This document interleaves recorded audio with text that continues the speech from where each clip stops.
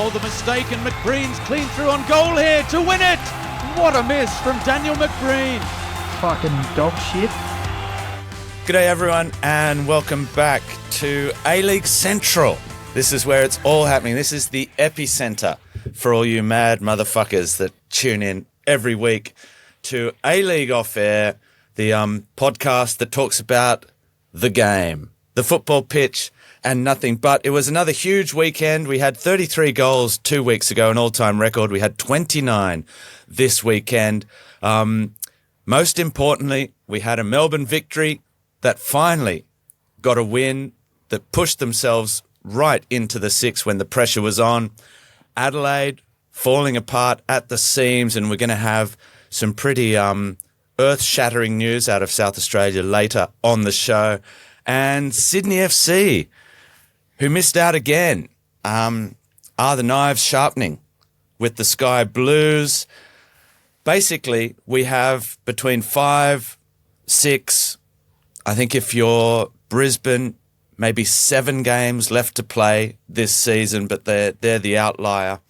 Basically, we've got too many teams still think they're in the chance for the 6. We've got a couple of teams still fighting to avoid the wooden spoon, which leads me to the quote, the lyrics quote for the introduction, which is from an alternative country singer called Jim White. Not Jim White, who's the drummer for the Dirty Three, of course, that Melbourne instrumental band who produced the great song Everything's Fucked. Of course, go check them out if you don't know them. Legendary group. But Jim White is a bit of a legend himself, and he once sang, "They say miracles abound, now more than ever, but I don't care. They say it's better to be blessed than it is to be clever, but I don't care. 'Cause I've got 10 miles to go on a 9-mile road, and it's a rocky, rough road, but I don't care." There you go, people. We got 10 miles to go on a 9-mile road. Someone's going to miss out. There are going to be accidents along the way.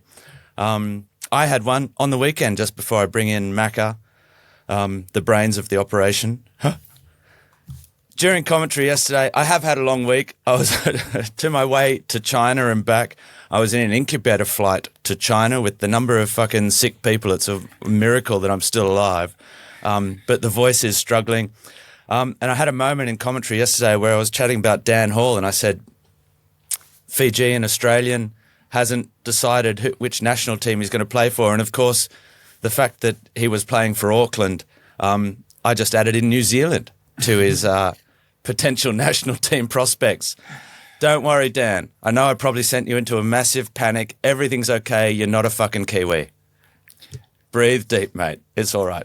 Apologies to the Kiwi fans listening. Trying to take a leaf out of Andrew Durante's book, isn't he? The most fucking non-Kiwi, Exactly. Australian Kiwi, whatever he is, that fucking played so many times for the Kiwis. Exactly. Did Jura get... He did. Jura played. Jura played like fucking 50 games or something for the Kiwis, and I sat on the bench with him for the Socceroos before all that, and I bring it up every fucking time. Like, Jura, you fucking turncoat. Well done. Well, to be fair, Jura did get shot in the chest while playing football in Sydney when he was a kid. Well, he's got to stay out of the mafia, mate. Exactly. Go check out that. I think there's a news article with a photo of him getting put in the ambulance. Yeah. As I said, was he playing for Sydney Olympic or something at the time? Yeah, I think so. I think so, something like that. It was a training system, wasn't it? Or was it a game? No, I think it was a game. Yeah. Legend. Anyway, apologies, Dan. It's all right, mate. You're not a Kiwi. And our producer, unbeknownst to us, asked for your questions this week. So, and it was very good that he did, AJ, the long-suffering AJ.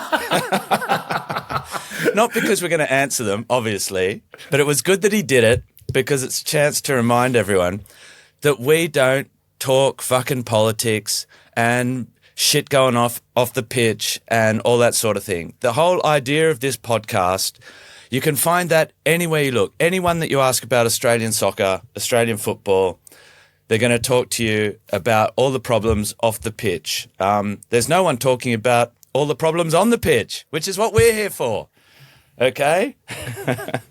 Because, and a reminder, if you're scoring over 5 goals a game, you've got problems somewhere on the pitch. And that is the bottom line, even though it's all good. So, Macca, after that long-winded, as it always is, intro, how are you going? I'm pretty fucking good today, actually. I feel all right. Got up, took the kid to training, went for a run, had some brekkie, sat here for fucking 40 minutes waiting for you to come on. So I've got some admin done. It was a long weekend for us and myself in particular. But, most Mondays I come in going, fucking start of another week. But I'm all right today. I'm in a positive mood.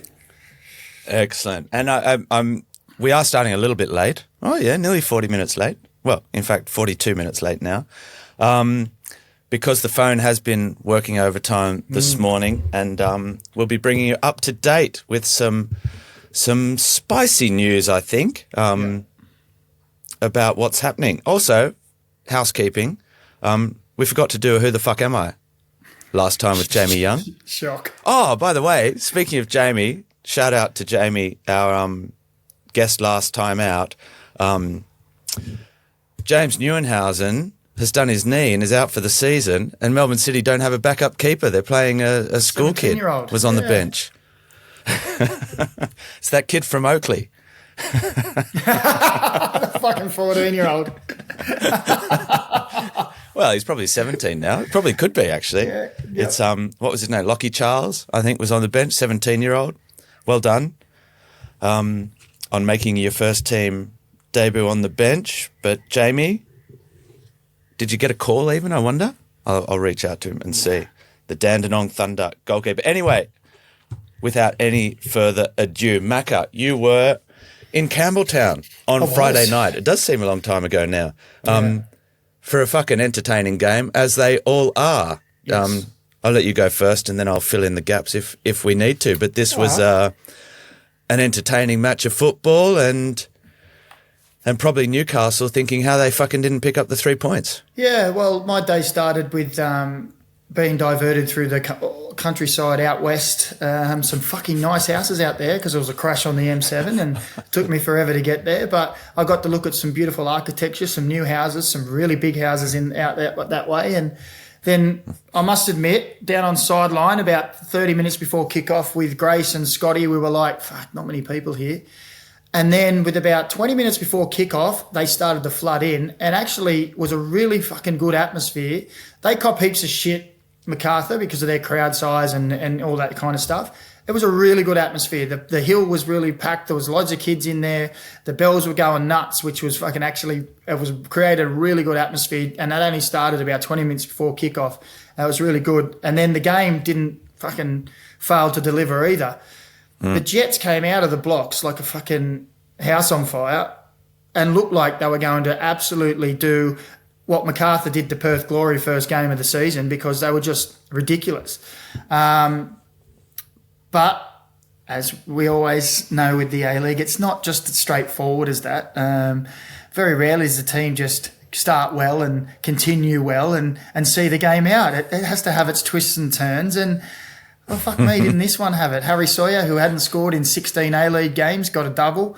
Fuck, he is huge. He looked big on TV, and I was out on the pitch, fucker. and I haven't seen him like in person close up for fucking years. He walked past me, and I just was like a little kid. Was he ever small? Was he ever small? He was I reckon he's more like a baby. 6'1". Exactly, baby pigeon. I was looking. Yeah, they don't exist. Well, we've proven they do. I just was looking up at him like, oh my fucking God, you're a giant. And the thing was, they used him to perfection. Look, they never gave up. They came good the second half. Milej Sturjovski said his team didn't turn up in the first half at all. I thought that was a little bit critical. I thought last 10, 15 minutes of the first half, they started to get into the game and control the game a bit. But the second half, it was all MacArthur. They got crosses in the box.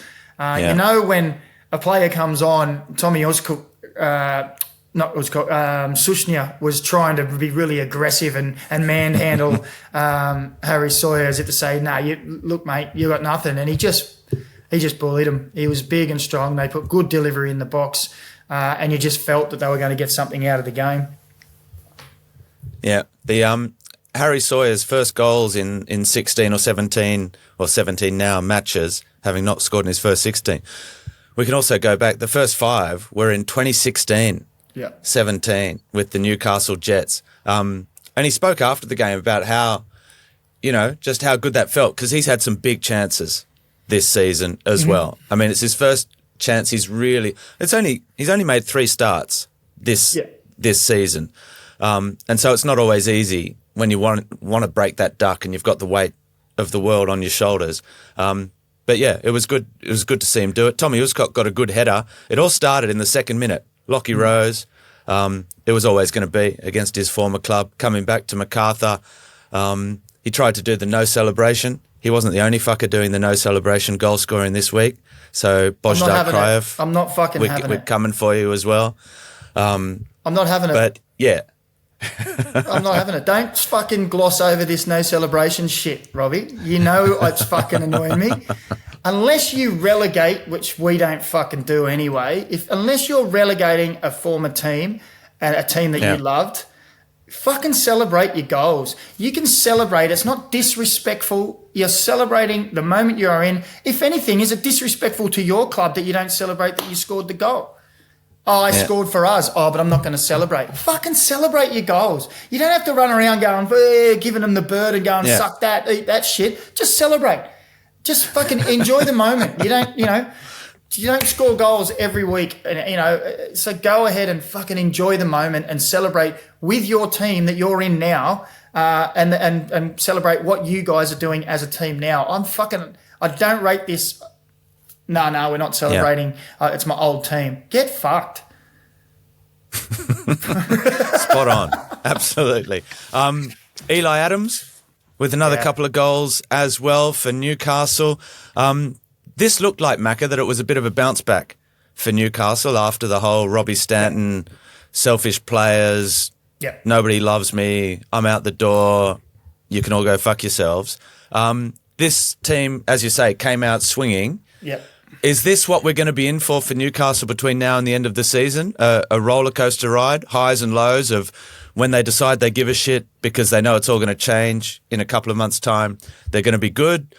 When they decide that, the first little ill wind that blows their way, they're going to throw the towel in. They're going to be shit. Is that what we can expect? Oh, look, I actually think Newcastle have grown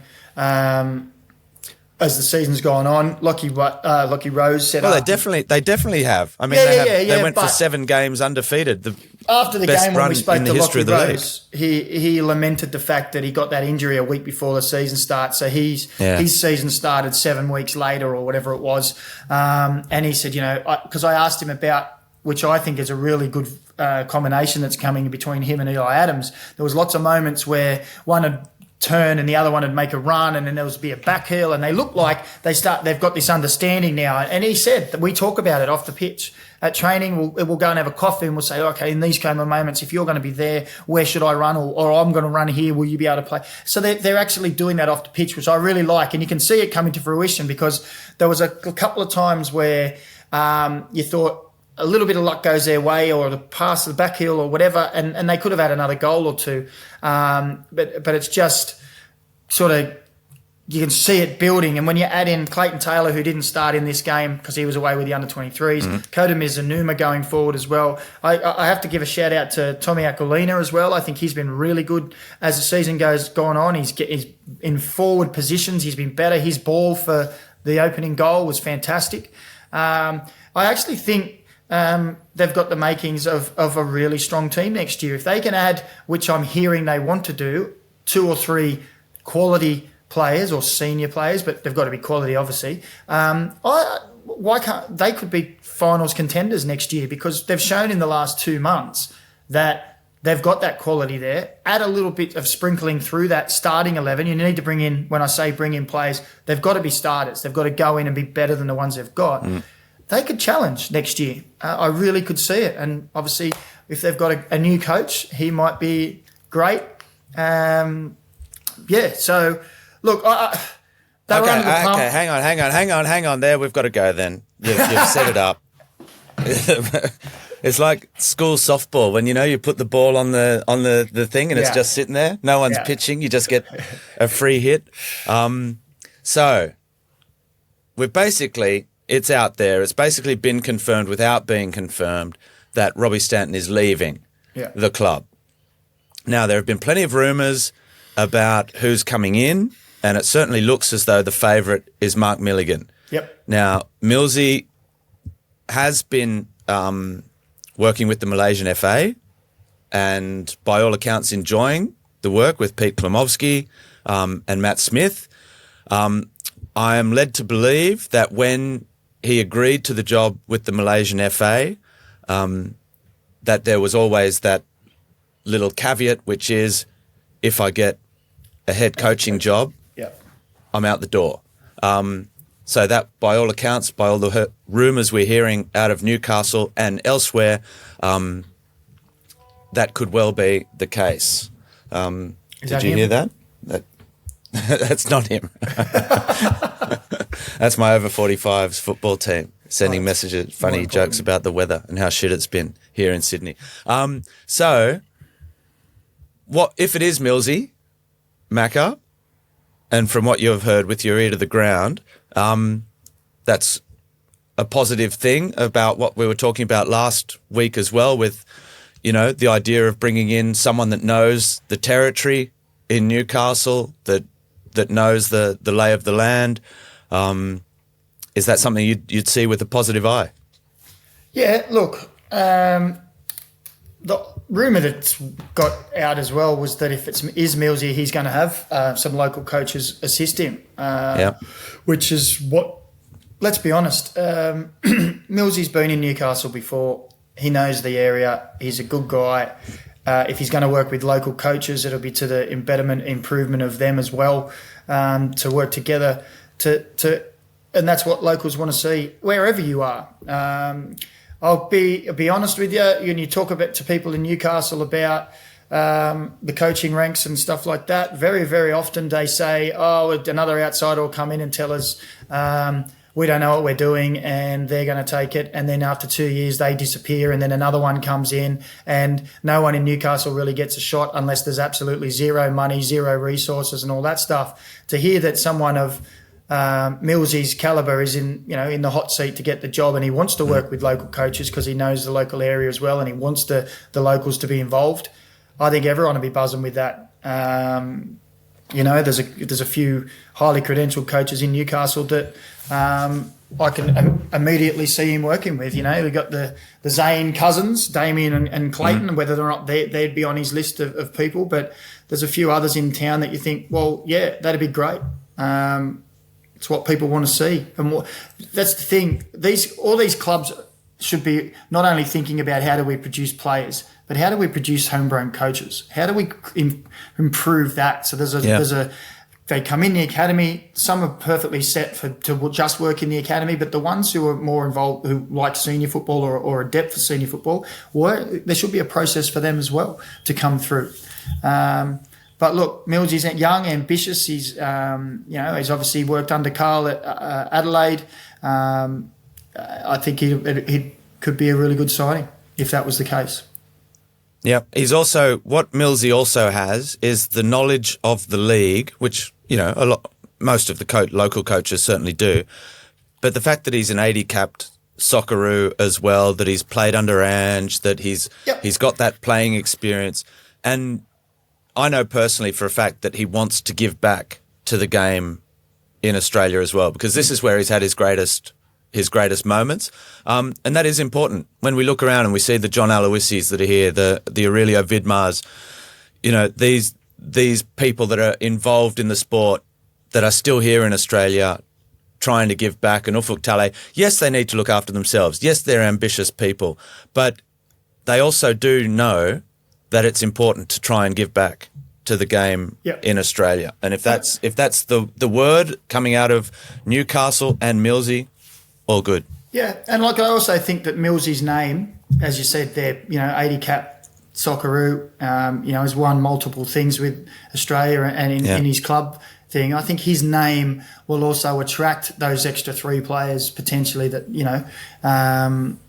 not saying that other coaches that haven't, but I think he has a name that people will go, oh yeah, I'd like to work with him. He's a winner. Yeah. He's ambitious, and let's be honest too, he's a good guy, and I can see him being able to be a coach, but also a mentor and a figure that way with the players, that he could get along with them and be able to sit down and have frank conversations. And he has that. He'd have that respect, but also he's a good guy that they'll get it. You know what I mean? Like he'll understand each individual. Look, if that was the case, that it was the way it would go, I think it'll be interesting times. Another good guy who will not be joining Millsy if he does go to Newcastle is Mile Sturjovski, because he's signed a 3-year deal to stay at MacArthur. That's very nice to see as well, not only for Mile, who we know and like because he's another good guy, but also it shows a club that's looking into the future, suggests that they have at least a 3-year plan of what they're looking to achieve moving forward. There have been some arrivals at the club this season behind the scenes. You think of a Mark Jensen, who was at Wanderers and for a long time, who's been brought back in to the A-League fold, who's trying to help the club behind the scenes as well. And they've refound their scoring touch. 8 goals in 2 games without Valère, Jed or Ariath. Yeah. So there you go. Things are looking up. They are, 4 points outside the 6th, though? Mm-hmm. And they've played an extra game, which is the real killer for them. Exactly. So they've only got 4 games left. Mm. Is that correct? They've played 22. So. Let me just see. It's 26-game season, isn't it? It is a 26-game season. Don't be fooled into thinking that we have an extra club and that we might have extra fixtures this year. That would be remiss of you yet. So they've only got 4 games left, same as Melbourne Victory. They may have 10 miles to go on a 9-mile road, those poor fuckers from MacArthur. Mind you, you can always go off the road onto the less travelled path to get where you need to go. Miracles can happen. All right, that's enough of that. Let's move on. Wellington Phoenix versus Western Sydney Wanderers. Corbin Piper scored from a set piece against the Wanderers. Bojidar Krayev did a no-goal celebration equaliser for Western Sydney against his former club. Costa Barbarouses then became the A-League's all-time leading assist provider when he set up Chico Geraldes, the Portuguese playmaker, before Nick Milanovic scored a typically Nick Milanovic goal. Macca, this one, miracles. I can't believe these words are coming out of my mouth, but Wellington Phoenix had 14 shots at goal in this game. That has to be a club record, surely. 4 on target as well. Unbelievable. I think this is the second time in about 4 years they've scored 2 goals in a game. My stats might be a little bit off there, but it's not far off. Look, it might be about 15 games. Stats are stats. Yeah, it might be about 15 games. I was looking back last week at that, and it was one time in about 15 games, I think. Don't quote me. That they scored 2. They scored 2 goals. Yeah, look, their XG was still 0.9. So their goals were, apart from Corbin Piper's header, which, let's be honest, Lawrence Thomas, it was like 3 yards out that he headed the ball. Yeah. So, exactly. And he didn't really seem to have people blocking him. I just think he just misjudged it, got caught up. Spooners, in the commentary, Spooners was suggesting perhaps the sun was an element. But I reckon the sun was more in Corbin Piper's eyes probably than Lawrence Thomas. Yeah, but Corbin Piper's a big fella. He can just put anything behind it and get it. Like, he just something there. It looked like he got caught with whether it was the sun or there was people around him, and he just misjudged the flight. And I thought he should have got it, but Gabriel Clerc just got absolutely bullied. Corbin Piper just sort of went, see you later, and ran off him and scored. And if you go to the second goal, Gabriel Clerc doesn't close down Geraldo for his goal either. He leaves him too much space. So he's at fault for both of the goals, in my opinion.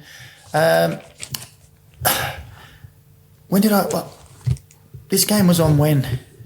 Saturday. This was on early Saturday, 3 o'clock on Saturday. This is when we were travelling, wasn't it? So this is the game where I've only seen bits and pieces because I'm trying to get a run of the flow of the play, but I can't picture it in my head. Yeah, no, I'm quite similar. Maybe I'll watch the mini-match back. Oh, yeah. So Milanovic, typical Nick Milanovic goal, okay, came off the bench. Why the fuck are you showing him inside on his left foot? Yeah, exactly. What is that? I ain't showing him anyway inside on his left foot. It's like Joe Lolly. Just fucking stay out there on your right and do what you've got to do.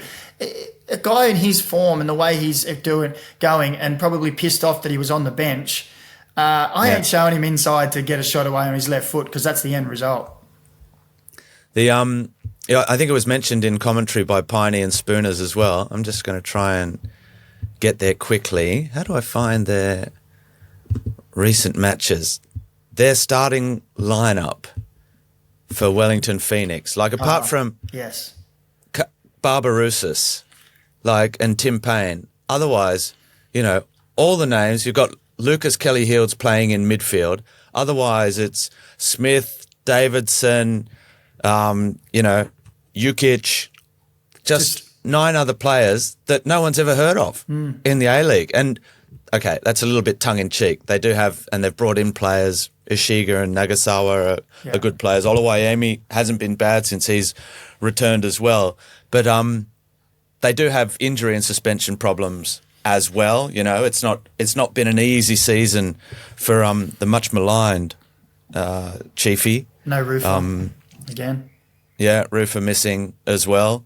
So, fair play. They got a good result. They probably will feel, like you say, showing Milanovic in an individual error like that, which costs you some crucial points because, let's face it, now with New Zealand qualifying for the World Cup, which has brought some joy to New Zealand football, all Wellington Phoenix can try and do now is win their games at home. Mm-hmm. Probably maybe try and avoid that cup playoff game, which obviously they'll want to avoid as much as possible.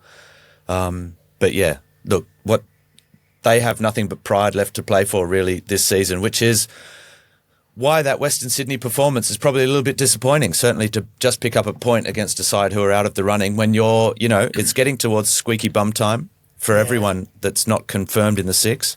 It's difficult. Wellington is a difficult place to play. The Cape Tin, it's swirly and fucking the travel bit does sort of get to you a little bit.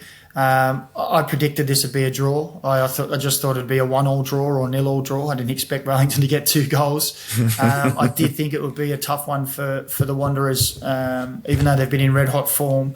It's just a difficult stadium, just difficult place to play. So I was not surprised that it was a draw. I was surprised that it was a 2-2 draw.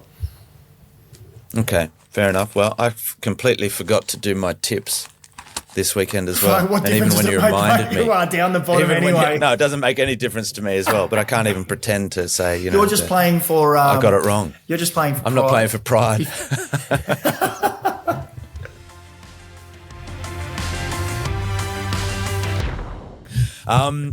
So who the fuck am I? I forgot it last week. So here we are. We're back. We got one. The last answer, you all heard it live in the pod because Rocket got it right off the bat. Is it Bruce Jitte? Born in America? It was indeed Bruce Jitte, our illustrious South Australian. So here we go. Next one. I think there was a question in reply to long-suffering producer AJ's call for questions. Are there any prizes yet? That's not what it said. It didn't say that. It said, where the fuck are the prizes, I'm pretty sure it said. And my response to that is, when I reply to the fucking email, which still hasn't been done. I'm running on fucking 24/7 admin at the moment, and I can't slip that admin in. So yeah, no, look. Unlucky. Look, fuck it, mate. We're going to be back bigger and better next season, maybe perhaps. in the finals we might have. Maybe in the finals. So who the fuck am I? I was born in Sydney, but I'm probably best known as a Queenslander.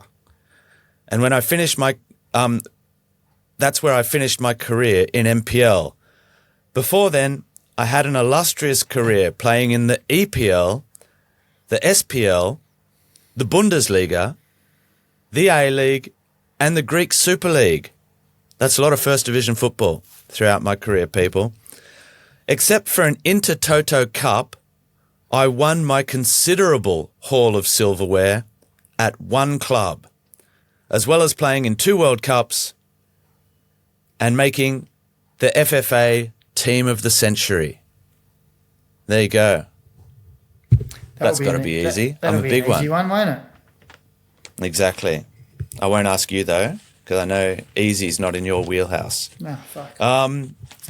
So if you reckon you know that, hashtag Aloha.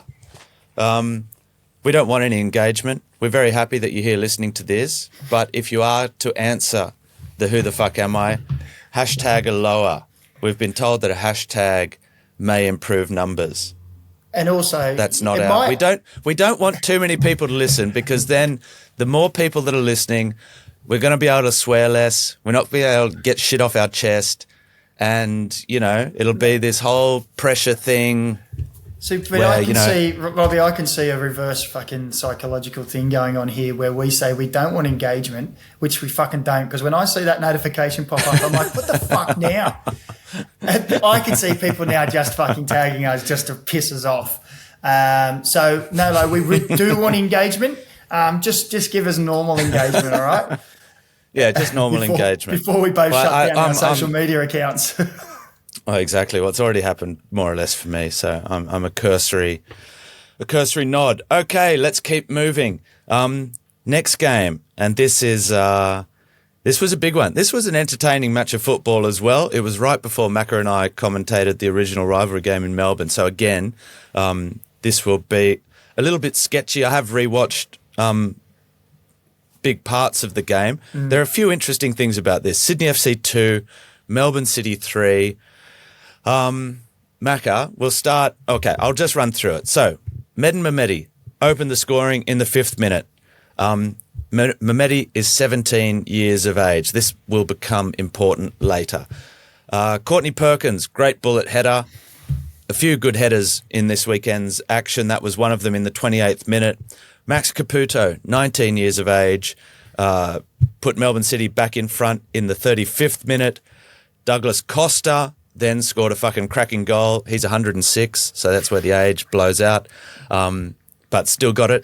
That was a quality goal. And then Alessandro Lopane, who's 20 and just back from a year out with an ACL injury. It was his first start back in the A-League.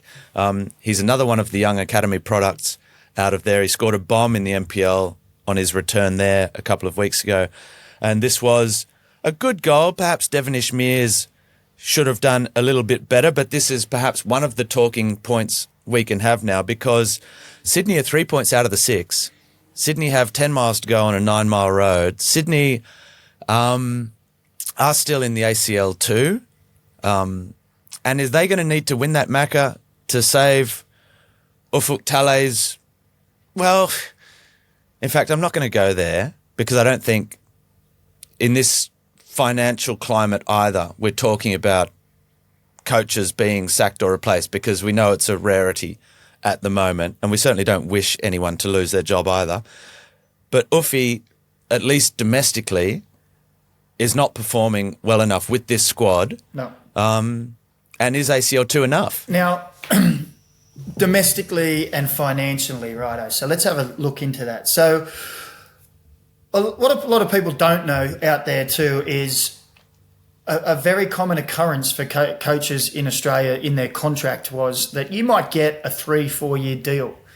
But some coaches, and indeed a lot of coaches, even just a couple of years back now, I'm not sure if it's changed and now, because there's been a lot of kickback about it in the with the Football Coaches Association, even in the PFA have sort of, I think, helped in this fact, is that these coaches would sign a 3 or 4 year deal, but there'd be a 3-month clause in the contract, payout clause. So you could get sacked and get 3 months, even if you had a 4-year deal, which I think is a fucking disgrace. For number one, you either back your coach or you don't back your coach.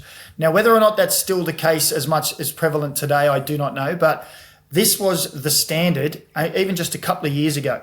where coaches, they'll just say, we'll give you this deal, 3-year deal. Everyone will be, oh, yeah, they've signed a 3-year deal. Actually, in essence, you've only signed a 3-month rolling contract because you could just go, fuck you, see you later.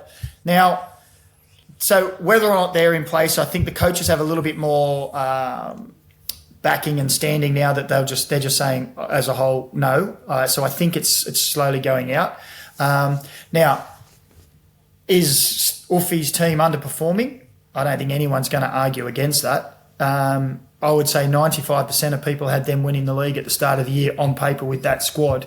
And the fact that they are still on the precipice of not being in the 6 would be scandalous for Sydney FC. They finished 4th last year. They were 1 game away from the grand final, I think, when they got beat by the Mariners. And their whole idea was to bring in these players was to go to the next level, to win silverware. So, yeah, it's been disappointing. Is his job safe? I don't know. What's happening at Sydney FC? Are the owners... Well, the fans are not happy. No, they're not. The fans are not happy because, yes, exactly. And there is ACL too, which is great. But we know that Asian Cup is not the same as the Champions League in Europe or a Europa Cup run. It's a few mil, if you're some second. Exactly. So that is important for the club, but not so much for the fans. I think the fans are not so much. They're watching their team play in the A-League at home every 2 weeks, and that's where they're not performing. And I'm just going through their recent results, and the fact that they blow so hot and cold, 1-1 with the Phoenix last time out, beat MacArthur 2-0, but that was a MacArthur that were in free fall. But it was away from home. It was a solid performance. 0-0 against Perth Glory. This is the worst defence Perth Glory in a long time in the league. You can't score against them. And then 3-3 against the Wanderers, where you score 3 but concede as well, and the Wanderers have feel hard done by at the end of that one. It's just been such a mixed bag. Mm-hmm. That's the whole point of this team. And with that experience under Ufuk Talay, the players they have there, that's what they've failed to harness. Yeah. Don't you think? If there was a team that was going to be consistent in this league, it's Auckland and them. Yes. And Auckland have managed it. Yep, exactly. I've got no disagreements on this. We saw at the start of the year when they were trying to continue with that full-on press and it wasn't working. They've gone a little bit more conservative in that going forward. Still inconsistent. And as you say, when you look at the squad across as a whole, you sort of go, well, how can they not be a little bit higher? Why are they in 7th place? What's going wrong? You've got Ryan Grant playing as a centre-back at the moment, haven't we? And the 2 Grants at centre-back. Well, he was suspended, so Alex Grant was in alongside Popovic. Popovic was back in the side, basically. Was back, yeah. But it just... Let's have a look at the second goal for Melbourne City, which was... Caputo. Tilio's. It was Tilio's little reverse pass. Yeah. Have a look at the pedestrian defending on that. Cuts inside Tilio. Yeah. Anthony Caceres, who I'm a massive fan of, and I've always seen his praises. He just puts his arms behind his back and sort of just puts his foot out, like, oh, whatever. Yeah. Then as the ball goes in behind, who was it that came across to Alex Grant? Alex Grant. Yeah. He just sort of half puts his foot out. He didn't really show any conviction through his legs. To block. It went in front of his leg. He didn't even put the foot there. I mean, that's what's so mad about that little incident. There was no conviction whatsoever into stopping the shot. And that's I just can't see, how can that be fathomable for a team of you live and die by those moments, and they're dying. They're both Socceroos. Correct. They're both Socceroos at the moment. Correct. And it was that moment there, and I think that was the moment we were both sitting and watching at the same time together, and we were like, look at that. Yeah. That is fucking awful. Yeah, it's nice play and it's a good finish. He should never get shot away. That should be a block shot, whether he's get across and he gets his foot in or he slides across and wins the ball. It should never be a shot on target there. It was just fucking apathetic defending. It just, ugh. And that seems to be those moments for them. Yeah. Yeah, But Melbourne absolutely. City, most percentage of minutes for kids 19 and under. You mentioned. Well, this is where. Yeah. This is. I've got them here. So this was a little bit of information that fell into our laps this week, which was very nice because we know there's been so much talk about the minutes played by under 23 players. People, we've got to stop talking about under 23 players. It's a age category that exists purely for the Olympic Games. No one gives a fuck around the world about under 23s. Okay, let's drop it. Under 21s, maybe. If we're going to get serious, let's talk teenagers. They are young players, teenagers. So 19 or under. Lopane is 20, as I said. And this is interesting because we were talking about it the other day on this podcast about how you can't do it all with just kids. Well, Melbourne City are showing that when necessity is, and you have a strong structure and you have kids coming through an academy where they know what they have to do, they are showing that it can be done. But the top 6 for giving 19-year-olds and under playing time this season. This is the top 6 for minutes played by 19-year-olds and under. Melbourne City leading the way. This is before the weekend, 21%. Mariners, 19%. Perth, 18%. Adelaide, 14%. Brisbane, 14%. Wellington, 12%. Now, apart from Melbourne City, Adelaide are in the 6 but are in free fall, and everyone else has had a fucking mare so far this season. Then, outside the 6, we've got Western United. They're next, and they've done it well with a good balance, and we've appreciated the fact. But again, we're talking 19 and under here. We're not talking the 20-year-olds, the 21-year-olds that were too old for the Asian Cup. These are the under-20 Asian Cup. These are the players that are the Grimaldis, the Bozanovskis, the Shamoons, who's now representing Iraq. These are the players that are in that slightly older age. Western United are still there though. They've brought through a Dylan Leonard, for example. Players that are performing very young at the highest level. Then comes Sydney FC in 8th, MacArthur in 9th, Newcastle Jets. This, in inverted commas, youngest team in the competition, along with the Mariners, 1%. These percentages are rounded, by the way. 1% of playing minutes by 19 years and under at the Jets.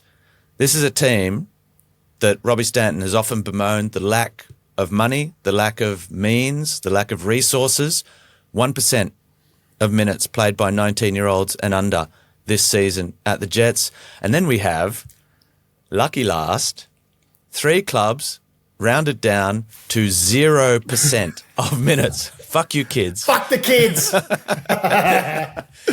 And who haven't I mentioned in the league table? So, and we're pretty fucking close to the top 3. Auckland FC, 0%. Western Sydney Wanderers, 0%. Melbourne Victory, 0%. There you go. So, look, what this does tell us, a few things, and we're bringing it up here because Melbourne City had 3 kids scoring, even though Lopane is not officially a kid. The other 2 most certainly are. And Mehmeti's goal was a great goal, by the way. Yep. 17-year-old, getting in those positions, making that run, great ball in from Tilio. Yep. But 21% of minutes played, yes, they had serious injury problems that saw them play those kids, but they did it.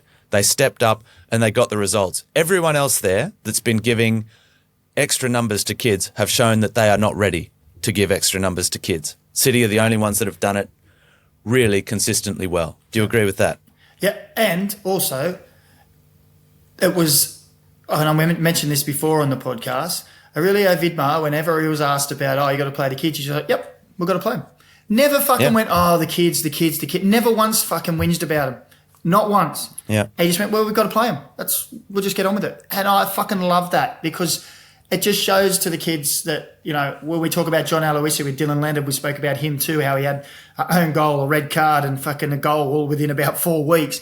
And when he went, I was asked, Johnny was just like, he said, Johnny just said, just go out and keep playing your game. Don't worry about it. You make mistakes. Who cares? That's what I liked about it too, that it wasn't this, we don't have this, we don't have that. And I know if you're at City and you're going to be moaning we don't have things, people are going to come for you anyway. But he just went, yeah, okay, they've got to play. And they've played, and they're still playing, and they're doing well, and it's great to see. Yeah. Okay, I had a couple more points on this match, but I think we've probably said enough. We haven't talked about Douglas Costa's goal, which was a great goal. He is really starting to hit his straps. I think that was his first A-League goal this season. At Allianz. At Allianz. Okay. He has been influential on the continent in recent weeks as well. But the first touch to cushion the ball in, the bouncing ball was superb. Put it onto his left, top corner, nothing wrong with that. Jordan Courtney-Perkins' header as well obviously reminded us all of David Luiz for PSG against Chelsea back in 2015-16. Fantastic goal at Stamford Bridge. Little PSG reference just to get it in there. And a question for you, Daniel McBreen, just before we move on from this one. Where the fuck is Daniel McBreen Player of the Year Anais Waim, who sat on the bench for the whole game and didn't even get a look in? When I was watching the game, and as I was talking about at the start of the year, we were saying this and that, and I was thinking, I picked him as player of the fucking Johnny Warren medalist. And that's my exact thought is, what the fuck has happened to him? Yep. Where the fuck is he? Good player, but, yeah. Yeah, no, okay, well, we'll leave it at that. No, well, yeah, fuck it. Now you've got me fucking, I could be here all day. No, there's no time. Let's keep moving. Joe and Senna, it was, yeah, exactly. All right. And Holman was on the bench as well. He came on when Leo Senna got injured. Leo Senna rolling his ankle.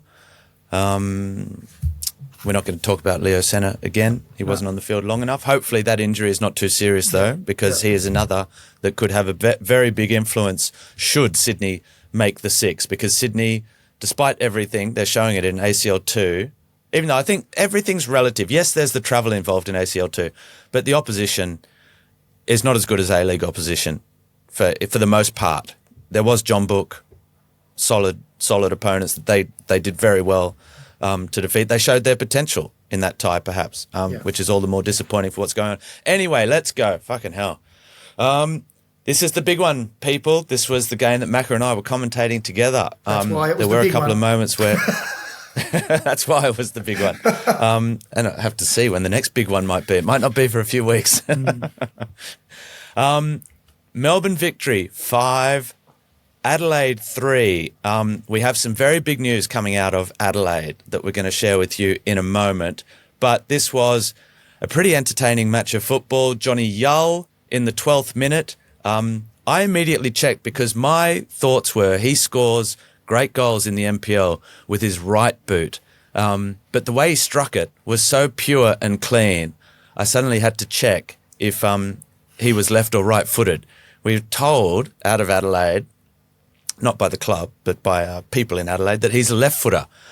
Well, fucking hell, his right foot's not bad either because he took every set piece with his right foot after that and played more or less on the right wing. Anyway, Daniel Arzani equalised in the 29th minute with a really nice Arzani goal. This was a day for the internationals.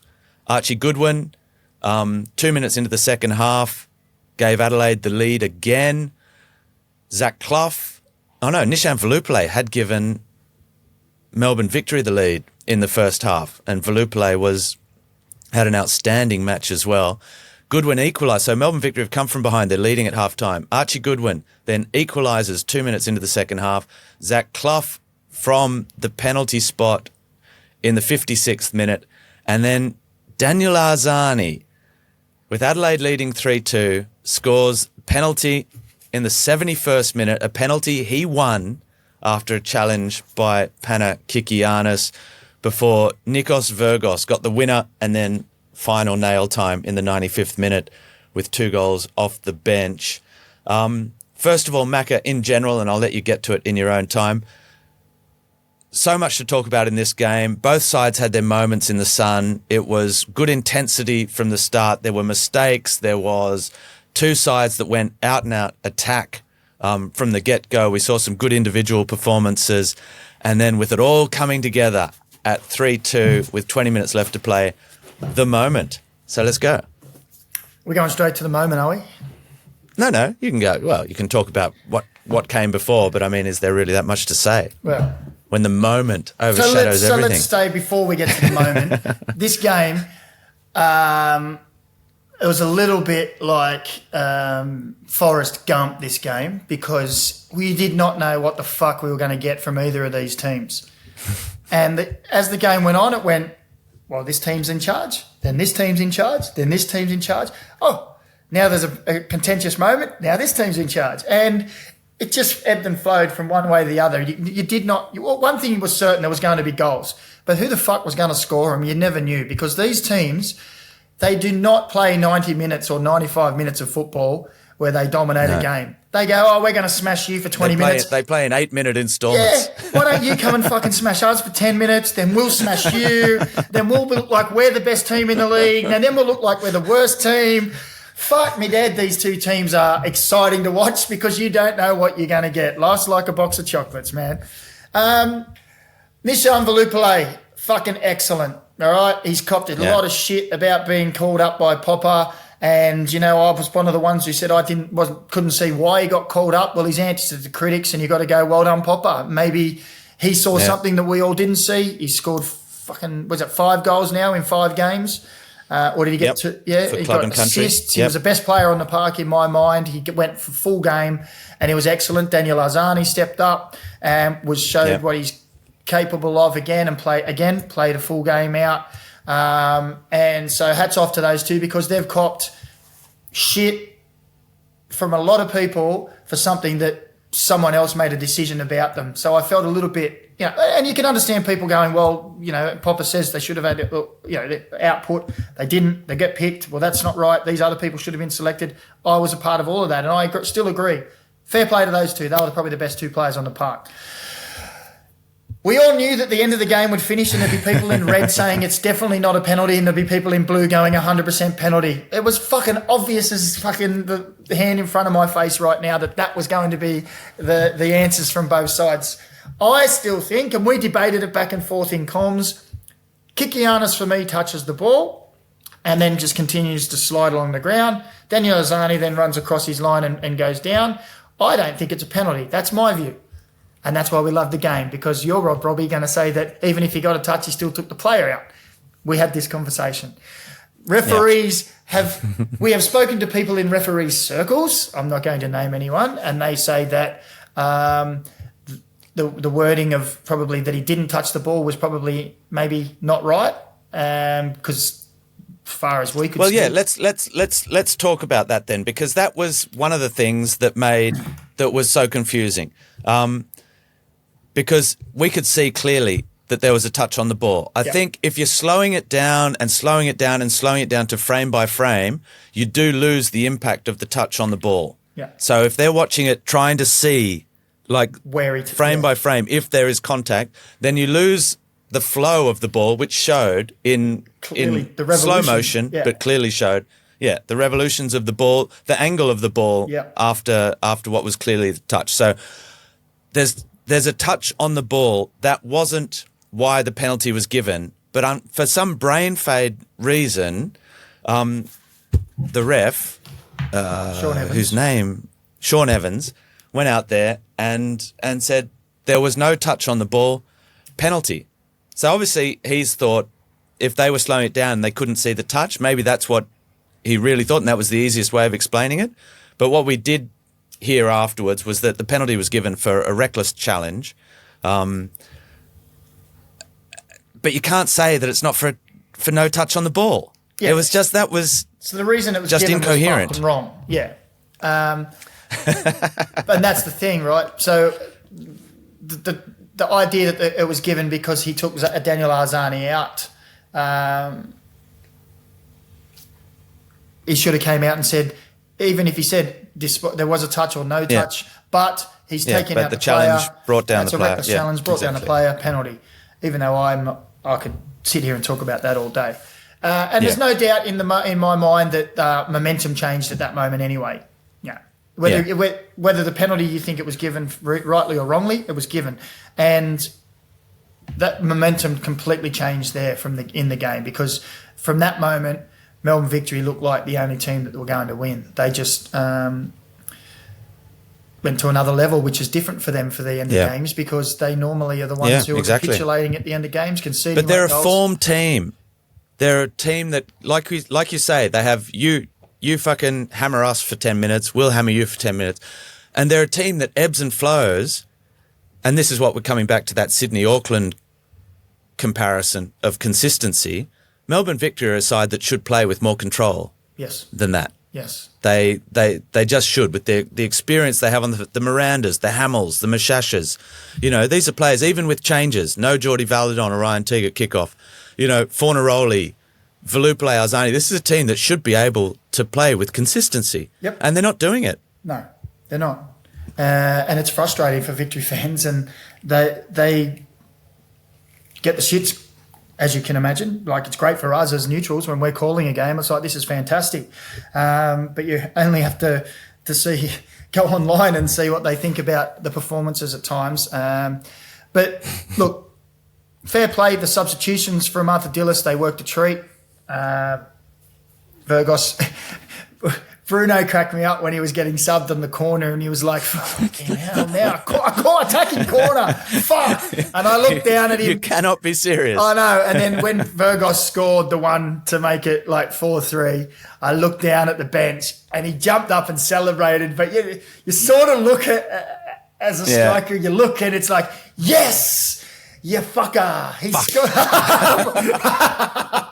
And I'm not saying that he doesn't want him to score goals, his team, but of every course. Footballer knows that feeling. He's like, fuck, my substitution score, but he was happy for the win. The guy and then that he got replaced another. me, yeah. Yeah, it's just fucking, that's Exactly. natural. But, look, Adelaide are shaky. What is it, 1 win in 9 now? They've shifted 20 goals in their last 6 games. And it's... Let's get to it. Well, hang on. Because this is the... Okay. Let's finish the game then. Is it muscle memory? we had this conversation off air. Millsy was obviously in there, you know, a defensive style kind of player, worked really hard with the back line. And then not long, a few weeks after he leaves, it all starts to go to shit defensively. Were they running on muscle memory, and is him not being there, has the dynamic changed a little bit in the change room, that him not being there, maybe even just if it's driving them in the session or the little words he has to them beforehand, is that gone? And that's what's happened, and it's all just starting to fall apart. Or are there other things at play?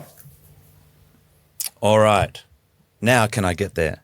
Well, I'll just lead you right into it, Robbie. Yeah. Okay. So the news out of... Where should we start? I'm tempted to start by the sinister manoeuvrings, or perhaps that's too harsh. There was a tweet that came out. In fact, I've just seen the tweet today of Adelaide United technical director Ernst Faber, who went and visited the Red Army at the pub pre-game on Saturday afternoon. Photo opportunity, the Dutchman showing, you know, great connection with the fans, and how that's all, you know, these crazy the Dutch fans on bastards. side, shall we say. Because, and I say this because there's plenty of rumblings coming out of Adelaide that Ernst Faber has ruffled a few feathers, that there are changes afoot. And to put it most clearly, we have heard from an exceptionally reliable source that Carl Viet may have 5 games left in the job at Adelaide, and that Ernst Faber and the PSV influence could be ramping up as of next season. It's not concluded at 100%, but my understanding of what's happened over the last few weeks is that out of the blue, more or less out of the blue, Carl Viet was called in for a meeting with Ernst Faber, who has since started going and meeting the fans and getting photos taken in pubs with the fans, and was told, you may not be here next year, Carl. The results are not acceptable. And certainly, Macca, we can understand that argument because they missed finals last year. And here they are again on the cusp of missing out. Perhaps it could change in the next few weeks if Adelaide rediscover their touch at the moment, but certainly the Ernst Faber has come in. He is the technical director. He's there to make changes. He's there to ensure that his parent club or partner club, PSV Eindhoven, I shouldn't say parent club because it's a partnership, not an ownership structure, is looking to make his influence felt, his mark felt. And Carl Viet, it looks like, could be on the chopping block. Again, not 100%, could be on the chopping block. Whether that means he'll be replaced by a Dutch coach brought in by Ernst Faber, who is obviously going to want to bring in someone he has faith in, that he can work with, that he knows. So I don't think it's beyond the realms of possibility that they will bring in a foreign coach. I think there's a bit of resistance from within the club as well, having done a little bit of digging, that they want an Aussie coach, perhaps in some, assistance-wise, or there will be certain influence at some point, but that's where it's at. That's the news out of Adelaide, is that the clock is ticking on Carl Viet. So with all that taken in, and you want to take a completely black or white view of it, you could turn around and see the argument when people would say, well, if he doesn't make finals, fair enough. That's 2 years in a row. Yep. Fair enough. Hasn't made finals, hasn't been successful. Yep. If you want to take a little bit more greyer view of it, and the lines are a little bit more blurred, my opinion of Carl Viet is that he's done a fantastic job over the last 5 years or whatever it's been in there. He's been in finals more often than not. He's been in the games that are preliminary finals he's got them to, with squads that have been where he's had to use young players, and these young players have been brought through by the system that he was a part of before and has very close links to, and he's very in touch with. I think, it'd be sad to see Carl go if that's the way they're going, because I think he's done a really good job. He's brought players through, sold them on, while still getting performances. He's had a limited budget, we've been led to believe, for quite some time now. And, I think it would be harsh. But as you say, the reality of football is that you want to be winning games and contesting for silverware. And if they don't make finals, their argument could be, well, that's 2 years in a row now. Have you lost your mojo? Yep. The question is, and that's a perfectly acceptable argument as well, if that's what the club want to do. And if you are going to part ways with a club legend, with a local legend, it's not going to be easy. It's going to be rough. You are going to have to sort of, try and soften the ground for landing before it happens. The question is, are Adelaide going to maintain their identity, or are we seeing another... And it was welcomed, the influence of PSV or the partnership, and the fact that this would be pathway opportunities. And nobody, I think, is questioning that. The important thing in all these partnerships is that Adelaide get something out of it as well. That Adelaide are a footballing team with a big history. This is their 20th year as well. We've seen the documentary of their first season, how they were such an important galvanising element for football in South Australia. They became the epicentre of it. This is an important moment for them to negotiate as well, and they need to hold on to that identity. I think that's the most important thing. We see it with clubs. It's something we talk about. Adelaide are one of the clubs that have built a strong identity. Adelaide United at Coopers. Is that in threat? It sounds like that changes could be wholesale. Well, when Ernst Faber came in, Adelaide signed a player and immediately loaned him out. And I remember, and he never even came near Australia.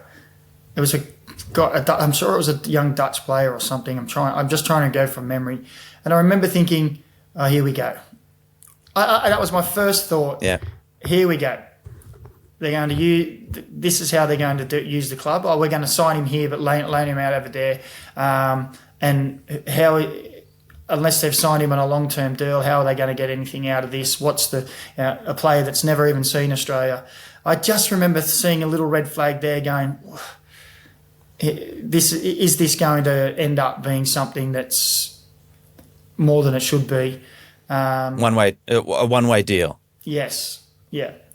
And the part that you said there that, there seems to be that certain people in the club would be much prefer an Australian coach who's in touch with the local game and knows the landscape, and the other faction, they want potentially bring in a foreign Dutch coach. There's cracks.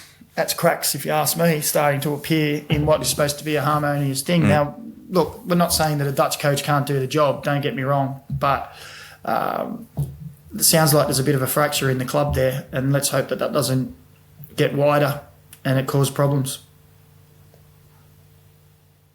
There is one perhaps silver lining, which is that Carl Veart would be fucking great on this podcast as a regular guest. We could go get a serious fucking meltdown going on. Look, maybe it'd be too nice. I don't know what Carl's... I know, because that's the thing. He's so fucking nice away from the football pitch, but he's a fucking volcano when he's there. Look, I don't know where Carl's... If this was to all pan out and he was to get out of a job, I don't know if Carl's happy in Adelaide or he would move, but I tell you what, there'd be other A-League clubs who could look at him and go, we'll take you, mate. I don't think he'd be short of offers, let's put it that way.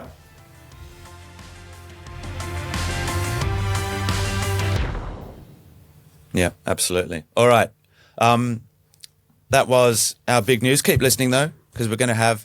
Perhaps we'll even talk about an A-League off-air first 11 nominees. We'll start throwing that idea around. Time to shit out a stat? With Shatterstat? All right, fuck it. I'll quickly get through the rest of the pod then. This is from Andrew Howe, the world's greatest statistician. And it's more silver lining for you Adelaide fans. Adelaide's amazing aggregate with 46 goals scored and 45 goals conceded in 21 games. 91 goals in total. Adelaide United's 4.33 goals per game so far this season stands as the highest total goals per game ratio for a season in Australian men's league history. This is going back to 1977, people. Adelaide fucking know how to concede a goal and know how to score a goal. The highest total goals per game ratio for a full season was set by cellar dwellers Perth Glory last season with 4.26. So Adelaide are above that at the moment, mostly from a very leaky defence. The previous record was 4.07. That was the Wollongong Wolves, who won the league in 2000-2001, largely from a 74 goals scored. Largely, so that's how they did the business. They scored about 15 goals against Newcastle United that year when I was playing. They beat us 9-3, I think, 9-4 in one and about 6 or 7 in the other. So I had contributed to that one. You goody. And you also play for Perth Glory, so maybe there's a little bit of contribution there as well in the history. You're part of the foundations. Anyway, no team has ever finished in the top half of the ladder, including the middle position, if we had a odd number of players, having conceded an average of 2 or more goals per game over a season. So Adelaide could become the first side to finish in the top half of the season, conceding more than 2 goals per game. Similarly, no team has finished in the bottom half, having scored 2 or more per game, although Sydney FC currently sit in 7th place, having scored 2.1 per game. Sydney FC could get into the top half of the ladder after next weekend's games by defeating Adelaide United, who they take on. That would then shift them out of the top 6 despite their scoring streak. What does all this mean? According to Stato, another shitload of goals next weekend. There we go. I'm just having a look now. And that's almost a given. Am I on that game? All right, 2 more games. Fucking hell, we've got 2 more games to go. Let's accelerate. We didn't hardly watch this one. Central Coast Mariners versus Perth. This was on just before I was commentating Brisbane, Auckland, and you were driving back from Sydney youth football, I imagine. So Alu Kual opened the scoring. Another header from Alu Kual. Mikael Docker was taken out by Jalen Pearman. No complaints for the penalty in this one. He tucked that away. Nico Pennington had maintained the theme of bullet headers, by the way, to equalise briefly for Perth before Theoharis rifled the ball in for a rare goal from him. Another one that sort of shows us what he can do on occasion, but all too rare. A bit of joy for the Mariners, a bit of home joy as well. Perth doubled their shots. Perth had 22 shots to the Mariners' 11. Perth had 6 on target to just 3 from the Mariners. Perth had more than twice as many touches in the opposition box, 39 to 18. But Perth's problem this year is not conceding goals. They're pretty good at that. They are scoring goals is their problem. They just can't do it. And what can you say? Mariners the win, but, you know, if a tree falls in the forest and nobody's there to hear it, does it make any noise? Who gives a shit? Macca. Who gives a shit? Okay, next game, last game.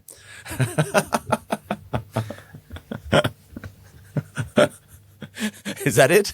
Is that the extent of this cares? one? Like, seriously. All right. Brisbane. Well, go one thing. Someone on the question said, what does Driller have to do to lose his job? Well, he's now so the questions. He's got the worst record for a Perth Glory manager ever now, I believe. And I can't see it changing. 9% wins. 9%. 2 wins out of 21. They went into the transfer window and got more players. I think they've been playing a little bit better, but they're not getting results. And it's the same thing we'd say to Ruben when he was bottom of the table with Brisbane. Exactly. When does the process become fucking results-based? Because like I said about Adelaide, it's a results-based business. So something's got to give somewhere. It's not happened in Perth, and these big light at the end of the tunnel and all this saviour that came in, well, it's fucking more of the same, isn't it? Let's be honest with Perth. And like you said, I was driving home when this game was on. I've watched the highlights package 3 minutes because I thought, who gives a shit? Neither of them are doing anything. Fucking what's the last game, Robbie? Yeah. Okay, so brief comment on that though. The question regarding Australia. We did have other questions. We'll address that very briefly at the end as well. Can Perth afford to sack him? This is the thing. There were a few rumours about John Aloisi a few weeks ago, maybe heading to have a Socceroos, reunite round out west with Stan Lazaridis and Marco Bresciano and Vince Grella. Let's face it, JA would be mad to head to Perth, probably the current situation. No one's calling, for coaches to lose their jobs here, but Driller's performance has not met the expectation. The question is, does the club have any means, any resources to get rid of him? That goes back to Macca's point earlier about the 3-month clause. Does he have a 3-month clause in his contract to say, look, we're paying you out? That would basically take him from the end of the season towards the start of pre-season anyway. So you could do it at the end of the season without losing anything, bring someone in for the world's longest pre-season, and you wouldn't necessarily notice the difference. It's bitterly disappointing considering the optimism that was there at the start of the season around Perth Glory, the optimism there was about Driller's appointment as well. But that is a monumental fucking ship to try and turn around. Yeah. Because it's been disastrous. It has been a fucking disaster. Yep. From the opening day of the season, 6-1 against MacArthur. And they haven't recovered. They tried to resurrect that in the transfer window by going to get more players and getting rid of the ones that weren't working. So you got to hand it to them that they didn't sit on their hands and go, fuck, they tried to. It's just still not happening. What I did hear this morning, actually, though, from somewhere, a little birdie told me that Mark Jackson has gone to Mike Charlesworth. And again, I'll say this is the rumour mill, and said that if we don't have more resources for next year, I don't want to be here. Now, as I said, That's a rumour that was given to me this year. I do think the Mariners have got their foreign players wrong this year. Fajial hasn't lived up to expectation. Edmondson has had his injury problems, but he ain't the answer. McAlmont's been okay, but you can't tell me an Aussie can't do his job. Trent Sainsbury, good mate of mine, you won't mind me saying I don't think he's lived up to this billing we were expecting of him this year. And they've got a lot of things to work on there because they are.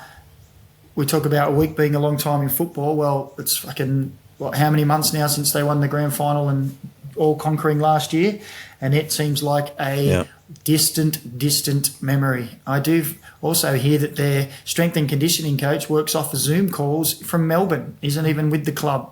So I don't know what that's all about as well. That's a bit fucking strange if you ask me. So he's monitoring players' strength and conditioning, monitoring the data via Zoom and giving instructions? So I'm told. Individually with players or with the assistant coaches? I mean, this smell of an oily rag thing that was the making of the legend of the Central Coast Mariners can only go so long, you know? And it's not only the Mariners. There are lots of clubs in this situation, which is why the point about can Perth even afford to get rid of David Strulich? Mm-hmm. If he's signed on for 2 seasons, he isn't going anywhere. That's the stark reality of the clubs at the moment is if they can get away with saving any money at all, they're going to do it, irrespective of what it means. Clubs are in survival mode. This is austerity times 10. They are just trying to keep their head above water. Whether you can cut corners like that, though. And Mark Jackson is a player who's come through the English. He's played Premier League football, England Youth International. You know, is an ambitious coach who brought success with the Mariners when they had an owner who was prepared to go the hard yards. I mean, and Richard Peel he helped build the fucking gym, you know. He was out there himself building it. You know, they were managed to do that. But if you've got consultants doing jobs like that, from fucking thousand I understand away. Mark Jackson saying, look, I can't keep going. Yeah. It's fucking crazy. How can you run a football club like that? This is a professional outfit. I know. Anyway, that's what I was told this morning. All right. Well, these things that come out do, and I've heard as well that it's, you know, bare bones at Perth, that it's bare bones at Brisbane, Robbie, the club's Newcastle. Speaking about silver linings, let's move to the next game where we see the fucking great side of the fucking club, way a club is run and financed, to the opposite end of the scale. Exactly. So here we've got it. First against second from bottom. Auckland against Brisbane. And to be fair, you know, Macca, you and I both called did we call? I can't remember. The Melbourne victory. Brisbane-Melbourne victory. Yes, when Brisbane should have battered them 5-0. Yeah, exactly. So this started that way in the first half hour when Auckland were doing their, you know, long throws, long balls, looking to get into the duels, fight for everything. But Brisbane played around it. Brisbane didn't necessarily answer the physical challenge like that, but they were smart about it. And they actually played really well in the first. The problem is they can't put the ball in the back of the net. They can't carve out clear-cut chances. Paulson did make one really good save, but it was, again, a ricocheted ball that almost snuck in at the near post. Pineacre made a couple of good blocks, but that's what they do. Auckland are tough. Auckland are desperate. Auckland are physically imposing. They scored a 10th header of the season. That's more headed goals than anyone else. That just goes to confirm that idea that we will fuck you in the air. We are stronger, bigger. It was a set piece that was a second phase. It came out, only half cleared, came straight back in. Brisbane were all at sea. Defensively, this has been their calling card all season. And they were caught out. Pineacre gave them the lead just before halftime. And then Hiroki Sakai got the second in the 86th minute. It was played on a fucking disastrous Suncorp pitch that had 2 rugby games, or the other one league on Friday night, rugby on Saturday. These guys were playing on Sunday to go with 109 millimetres of rain. It was a fucking... It was set up to be a blockbuster. It was a perfect storm of shit. Yeah. And that's where Auckland love it. And that's why they will win the league. That's why they'll win the Premier's Plate, because when it gets shitty and dirty, they're fucking as happy as a pig in mud. Correct. That's what they do. That's their element, and they did it. Yeah. There's not a whole lot more to say about this one either. No, they can play attractive. You know, they've got a few very attractive players who are technical and look good, but fuck, when they need to roll the sleeves. Yeah, but this was not a day for Guillermo Mai. No. But I just don't want to sell them short to say, oh, they just love it when it's shit. Yeah, no. Yeah. But when they need to roll but their they do sleeves up fucking and love it. get dirty, they fucking love it. Pineacre loves that shit in the back of play. Like, you watch him in back play, he's fucking chesting people and fucking elbowing them. I love that shit. But they just get the job done. I think it's safe to say they're going to hold a Premier's Plate. And I questioned whether they would, you know, in a big one-off game, will they go and win the grand final? I can't see why not. These guys are fucking good. They're getting Dan Hall's now back as well, so they're getting some guys back. They're going through. They had a little wobble for 3 draws, but they just get the business done, don't they? Paulson's fucking fantastic. Brisbane, they're 7 points clear now. Brisbane looked all right in midfield, but both ends kill them, and the process continues for Brisbane Roar following the process. It does.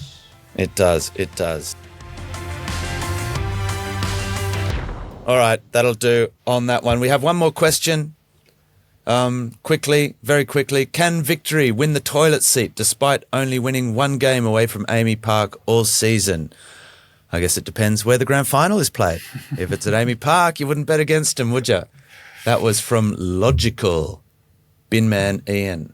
The earlier question about Zdrilla was from Ewan Gray 16. There you go. Shout out. Macca, any thoughts on Victory? Can they win it? I think they can. Yeah, they could also lose the fucking granny 6-0 the way they play. 100%. Finals football, they could either go out and smash a team 3-0 or lose 3-0 and not get a fucking shot. They're just fucking they're an enigma. Yep. All right. There were lots of other questions, which I said at the top of the program. We don't talk about that shit. You can find that shit talked about everywhere else, where that's all media want to talk about in Australia is Western United's 2 holding companies going bankrupt. We've only read the article in the Financial Review, same as you guys. We've known that financial problems are not new to Western United. We all hope they get their fucking shit together. This does sound serious. What other questions were they? About the North Terrace boycotting fucking Melbourne Victory because of Pride Round. I am all for inclusivity, as people know. My favourite saying in this situation is, I may be a cunt, but I'm not a fucking cunt. If you're boycotting matches to not go and see your team play in the original rivalry game, the biggest fucking game on your calendar apart from maybe the Big Blue, then perhaps you're a fucking cunt. You miss out on a great game where your team finally plays good football and wins 5-3. Each to their own. I would have been there. I have an opinion and I'm on all that for too, Robbie. I have a pretty much everyone is welcome to football. Correct. If you're boycotting because it's saying that everyone should feel comfortable to go to the games, everyone has a right to their opinions, and everyone has a right to think you're a fucking cunt for having those opinions. Exactly. I thought dinosaurs went out 6 million years ago, but apparently they found... Making a comeback. All right, that will be it for us. We finished on that note. We did want to do an A-League off-air best 11. I can only very quickly, Macca, give me 2 players. Fucking Tomoki Imai is going to be in the best 11 for A-League off-air because he dropped the F-bomb in a post-match interview. Oh, fuck, yeah. A-League. Not for what? No. Ibusuki wore his shorts backwards for a first half, so he's in there for me. Botic gives us a different celebration every week, so I'm like him. Segicic could be in there for his goal Give it a call. celebrations. Milanovic did the same. Who else has been a real asshole? Pineacre, because he's obviously an asshole on the pitch. Tim Brown fucking giving Sapsford a fucking spray for diving on the weekend. Tim Payne. He Yeah. loves That's giving definite A-League off-air I'd be material. fucking scared to be on the end of one of his sprays too. He's a fucking cranky looking cunt. Yeah, exactly. Love a CC. Carl's got to be right in the running for some of his moments as coach. But Steve Corica is also a fucking A-League off-air type coach, I reckon. So he's a CC. All right, let's get those brains ticking over, people, and that'll do it for today. We'll see you in a week.